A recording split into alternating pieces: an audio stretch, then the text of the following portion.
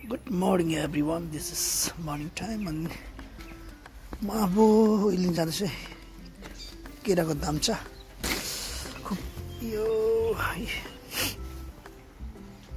हँसिया यो सानो चाहिँ लानुपर्छ ल सानो हँसिया लगेर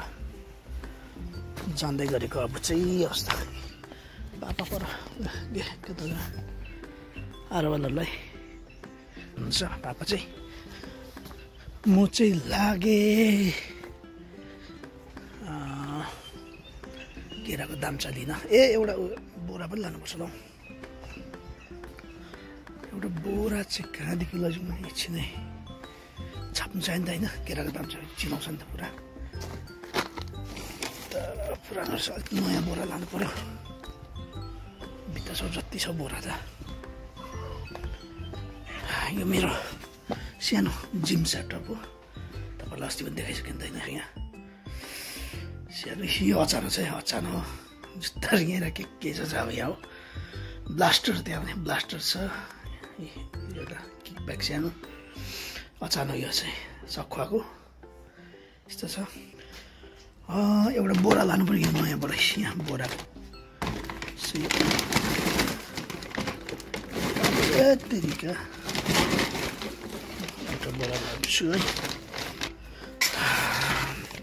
म चाहिँ जान्दैछु उयो लिनु के भन्छ केराको दाम्चा लिनु गएको पछाडि घाम केराको दाम्चा चाहिँ यहाँ तल छ यो बाटो चाहिँ यस्तो छ राजाको पालाको बाटो विथ प्राउड क्या खुसी लाग्छ यो खालको बाटो उहिले राजा सिक्किमको राजा हुँदा नि यस्तै बाटो थियो यो अहिले पनि यस्तै छ यहाँ केही पनि गरेको छैन अहिलेसम्म हामीले यत्तिकै राखिदिएको नि यो नेचुरल यत्तिकै राखिदिएको अन्त यो बाटो चाहिँ यत्तिकै मेरो पुर्खाहरू हिँड्नु भएको नि त यो बाटोमा चाहिँ अन्त म पनि यही बाटोमा हिँड्दैछु अहिले यो चाहिँ एउटा के भन्नु यो चाहिँ एउटा नेचुरल कुरा हो यो चाहिँ यो मेरो कान्छा काकाको घर यस्तो छ यहाँनिर कति यहाँ चाहिँ यतिखेर चाहिँ केराको दाम्चा छङमा यहाँनिर छङमा हो फुलफुले चाहिँ म चाहिँ लाग्दैछु यहाँ तल पहिला टर्की पालेको थियो अहिले टर्की छैन है त्यो तलको चाहिँ जम्मै के भन्छ त्यसलाई ड्रागन फ्रुट छ यो चाहिँ टर्की पालेको थियो अहिले चाहिँ लोकल चिकन छ म चाहिँ लागेँ केराको दाम्चा सुँगुर गाईको लागि अन्त विशेष गरी चाहिँ गाईको लागि यस्तो छ यहाँबाट सकिन्छ यो चाहिँ जोत्दैछ गोरु केराको दाम्चा लगिन्छ केराको दाम्चा कहाँ छ भाइ काट्नु पर्ने उयो भित्र केराको दाम कान्छा बाउ यहाँ कान्छा बाउ यहाँ दुईवटा सुँगुर पालिरहेको छ बुढो काम गरिरहनु भएको छ तेरो गाई किन्छ उयो गोरु खोइ दाउँदैन अब यो छरिसकेको है छरिसक्यो नि आज दिउँसोबाट ल्याउनु है त्यहाँदेखि के चाहिँ ल्याउनु ए होइन हलो एउटा बनाउनु छ म पापालाई भनिरहेको छु कि अन्त त्यहाँदेखि चाहिँ पर आरावल पनि आएको छ कि त्यहाँदेखि यस्तो नि अब गाउँ गोरु ल्याउनु पर्दैन नि त हो के दाइ यही हेर्छ क्या त त्यो पर एउटा मुनिपट्टि छ पनि त्यही त हो यहाँ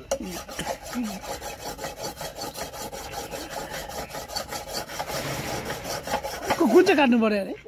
तिनटै काट्नु ए त्यो लुते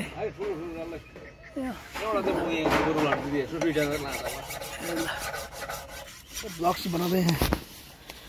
यो हँसिया चाहिँ यसरी राखेँ मैले यहाँ राखेँ यसरी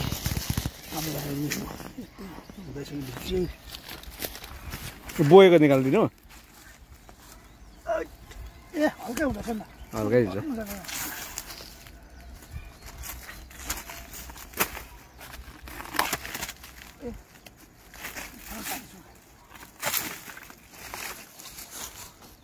यो जङ्गली केरा चाहिँ गरुङ हुन्छ अरे हौ जङ्गली केरा चाहिँ गरुङ हुन्छ अरे हौ यो त हुँदैन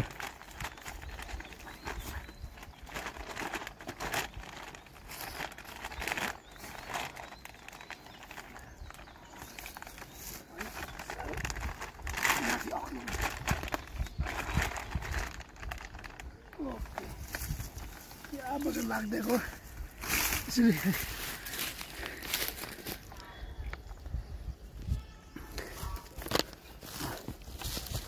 लाग्यो यहाँ यसरी यो एरियामा चाहिँ सुँगुरखोर भन्नु जान्छ यो एरियामा सुँगुरखोर भन्ने अन्त म चाहिँ दुइटै एकैचोटि लगिदिउँ कि जस्तो लाग्यो कि बाटोमा अप्ठ्यारो हुन्छ भनेर उता दुइटा पनि सक्ने रहेछ सक्नु त एकैचोटि तर बाटोतिर अप्ठ्यारो हुन्छ होला भनेर चाहिँ एउटा मात्रै भयो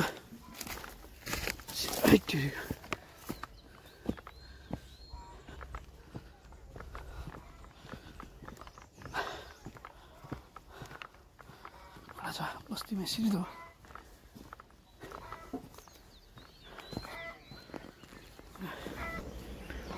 तपाईँहरूले एउटा मेन कुरा देख्नुहोस् न गाउँको खासियत चाहिँ के भने यो बाटो चाहिँ नि उहिले राजाको पालामा पनि यस्तै थियो यो बाटो है अहिले हाम्रो बाजे बराजुको पालामा नि है बाजेहरू पनि यस्तै बाटो हिँड्नुभयो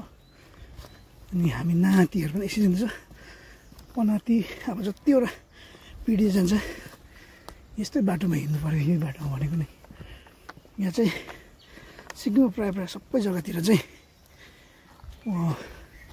बाटो बनिसक्यो तर हाम्रो चाहिँ यही छ बाटो अहिलेसम्म यस्तै बाटोमा छ माटोको बाटोमा किनभने यहाँ चाहिँ हाम्रो बाजे बराजुहरूले चाहिँ उहाँको खुट्टा यहाँनिर परेछ नि त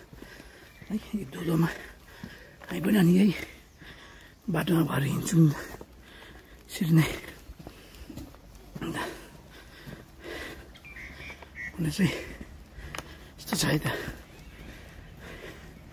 यो चाहिँ गाईको लागि सुँगुरको लागि भनेर ल्याएको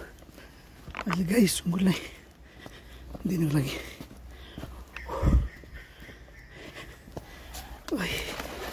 यस्तो छ गाई दुध दिँदैछ नि बिचरा